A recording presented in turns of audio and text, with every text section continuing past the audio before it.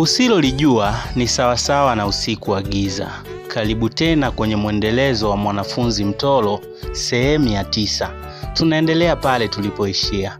Nilimwacha mpenzi wangu mwanafunzi akiwa amemeza dawa za kutoa ujauzito. Light kama ningejua ingefikia hivi, nisingejaribu hata kusubutu kumpa dawa za kutoa ujauzito. Hali ilianza kumbadilika. Tumbo lilikuwa likimuuma sana. Alishindwa kujizuia. Maumivu yake aliyaonesha hadharani. Tumbo lilikuwa likimsumbua kwa maumivu makali sana. Umate na uji mzito ulianza kumtoka mdomoni. Hali ilimbadilika kabisa. Alikufa.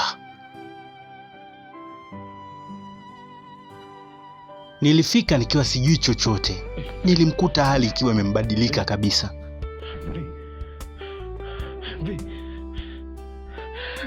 Mungu wangu, nimeua.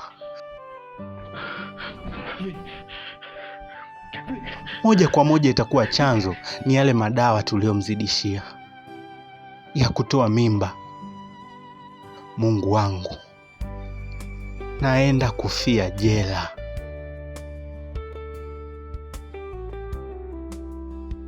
Ilinibidi niwaze kiume. Inabidi nihame Bunda mjini, niangalie sehemu nyingine ya kwenda kuishi. Nilimfunika na manguo mengi, nikiamini kwamba hata siku 2 zinaweza kupita bila watu kusikia harufu.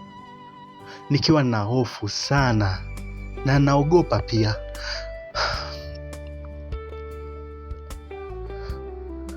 Roho yangu inaniuma. Ningejua hapo awali, nisingemconvince atoe mimba. Nilihakikisha aonekani na nimemfunika sana. Nilipanga nguo zangu vizuri. Nilikuwa nimeshabaa na nilichanganyikiwa kiukweli.